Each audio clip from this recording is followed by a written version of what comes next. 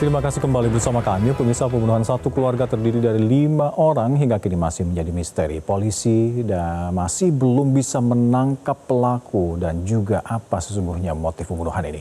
Benarkah pelaku adalah orang yang dikenal oleh korban? Berikut ulasannya dalam Top Review. Tunggu apa lagi bersama Kata Oma.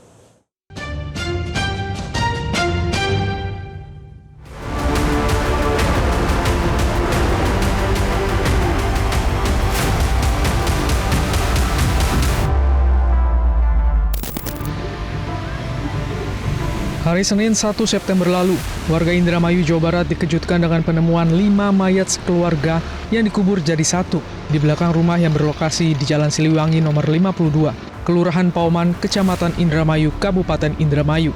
Kelima korban adalah Haji Sahroni, 70 tahun, bersama anaknya Budi Awaludin, 43 tahun, dan menantunya Eis, 37 tahun, serta 2 cucunya yaitu Ratu, 7 tahun, dan bayi berusia 8 bulan. Kasus ini pertama kali diketahui Romah, kerabat korban. Romah merupakan kerabat dekat yang rumahnya tidak jauh dari kediaman korban. Terakhir kali melihat Sahroni pada hari Jumat, terlintas ada kecurigaan saat mencium bau tak sedap dari rumah Sahroni. Romah bersama suaminya disaksikan oleh ketua RT setempat mendobrak pintu utama rumah dan pertama kali melihat korban dalam kondisi yang mengenaskan. Udah, jadi lihat, center suami saya tuh. Lihat punya ada. Lagi posisinya lagi begini tuh. Siapa itu posisi yang Kakak dilihat? Jironi.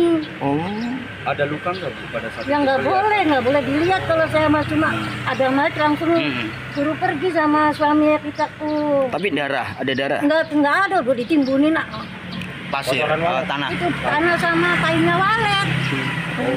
Tadi di situ tuh ada Kang Roni, katanya sih ada keempat satu keluarga lagi, tapi saya nggak lihat yang Kakak Jironinya aja. Oh, kondisi tergeletak. Nah, tergeletak kayak itu kayak korek-korek nih bengkak ini ya. Besok pulang. Kata suami saya tuh, Niko kamu lapor polisi. Di mata tetangga, keluarga Syahroni ini sangat ramah, namun jarang bergaul. Tetangga korban tak menyangka keluarga yang memiliki usaha toko sembako, gedung walet, serta kontrakan ini tiba-tiba ditemukan meninggal dunia dengan sangat mengenaskan. Wah, ya tertutup lah. Jadi kurang tahu ya, paling tahunya tuh sholat duhur sama sholat asar aja dia keluar. Tapi ya itu tuh menantunya si Eis mah ya sering keluar sama tetangga sih. Tapi cuma setelah sadar keluar saya masuk lagi. Jadi kurang nggak tahu ya, tertutup lah pokoknya. Jarang komunikasi dengan tangga. Jadi nggak ada kecurigaan dia meninggal apa itu. Memang kesehariannya seperti itu ya. Iya, jadi ya kurang tahu ya. Dikira nggak meninggal aja. Sejak Senin malam saat ditemukannya kelima jenazah di rumah keluarga korban Sahroni, hingga hari Kamis sore, petugas telah melakukan olah TKP sebanyak 4 kali. Sementara rumah korban yang masih terpasang garis polisi, masih didatangi oleh warga yang penasaran atas musibah yang menimpa satu keluarga tersebut. Polres Indramayu telah menaikkan status kasusnya dari penyelidikan ke tahap penyidikan. Tim penyidik Satreskrim Polres Indramayu juga telah meminta keterangan dari belasan saksi, dan jumlah tersebut kemungkinan akan terus bertambah. Sejumlah saksi yang diperiksa polisi diantaranya kerabat dekat dan tetangga korban, juga sejumlah orang yang dinilai mengetahui keseharian dari kelima korban. Tim penyidik meningkatkan statusnya ke penyidikan, prosesnya ke penyidikan, karena dari tim rekan-rekan penyidik meyakini menemukan ada peristiwa pidana pada kasus tersebut. Untuk pengenai saksi sendiri yang berkembang sudah bertambah atau seperti apa? Ya, saksi awal sebenarnya yang kami minta dari pelapor dan beberapa warga di situ pertama 5 orang, kemudian berkembang kurang lebih 11 orang sampai saat ini. Kemungkinan akan bertambah sesuai dengan kebutuhan atau keperluan untuk penyidikan. Tim penyidik Satreskrim Polres Indramayu, Jawa Barat terus menggali informasi dan mengumpulkan barang bukti. Temuan bukti baru berupa kendaraan roda 4 jenis sedan Corolla.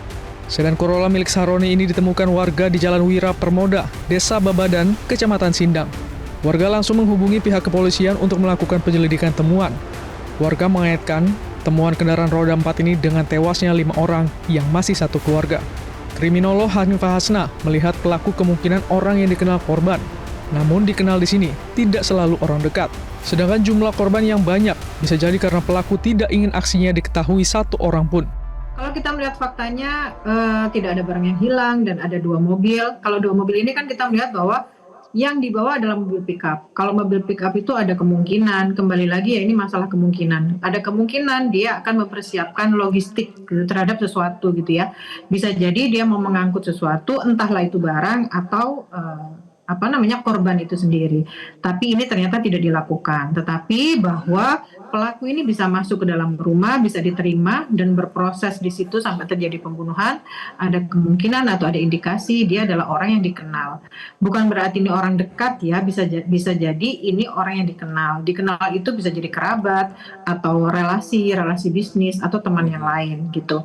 Nah, ada namanya victim offender relationship, di mana seseorang yang ada hubungan dekat itu ketika tidak bisa menyelesaikan permasalahan, akhirnya dia melakukan agresi. Nah, ini yang harus diungkap oleh kepolisian. Kalau kita melihat overkill ya yang dilakukan oleh pelaku terhadap 5 korban ini, berarti kan ada sesuatu, ada emosi yang meledak-ledak atau kemarahan yang memuncak yang tidak bisa diselesaikan sehingga dia melakukan agresi sebagaimana yang sudah diberitakan. Nah, ini berarti kan ada sesuatu yang tidak terselesaikan. Nah, yang kedua, ada kemungkinan ada masalah ekonomi, di mana pelaku atau korban atau di antara keduanya terlibat hutang-hutang, jadi perebutan waris atau bisnis tertentu yang tidak bisa diselesaikan sehingga pelaku memilih untuk menghilangkan nyawa korban. Dan ada motif penghilangan jejak gitu ya. Karena dengan melakukan penghilangan atau pengguguran terhadap 5 orang ini, berarti dia ingin menguasai korban dan tidak ingin ada saksi satupun yang mengetahui. Sudah seminggu sejak kasus ini terungkap, belum ditemukan tersangka maupun motifnya. Hal ini terjadi karena minimnya keterangan yang didapat polisi dan ada kemungkinan tempat kejadian perkara sudah dibersihkan pelaku. Ya istilahnya namanya dark figure of crime, yaitu kasus yang sulit diungkap karena minimnya koneksi langsung atau bukti langsung terhadap pelaku. Jadi banyaknya saksi-saksi yang dipanggil, kalau mereka hanya mengetahui keberadaan dan suara misalnya ya dari mobil tersebut, tetapi dia tidak bisa mengidentifikasi langsung siapa pelakunya, maka kepolisian pastinya akan membutuhkan waktu lebih lama untuk mengungkap ini semua. Karena bagaimanapun juga polisi akhirnya harus melakukan menghubungkan antara titik-titik bukti tadi itu, karena saksinya tidak bisa memberikan bukti-bukti atau kesaksian yang berhubungan dengan identitas pelaku. Lalu ada kemungkinan sudah dimanipulasi TKP-nya karena kita sama-sama tahu sudah dikubur, sudah dirapikan dan mungkin sudah melakukan penghilangan beberapa barang-barang bukti. Ini yang membuat kondisi kepolisian menjadi semakin sulit untuk mengungkapkan. Kasus Indramayu ini menjadi PR besar bagi Polres Indramayu. Melihat kasusnya yang relatif pelik, dibutuhkan keterlibatan Polda Jawa Barat dan bahkan Bareskrim Polri. Jika tidak segera diungkap, kasus Indramayu ini akan makin sulit diungkap.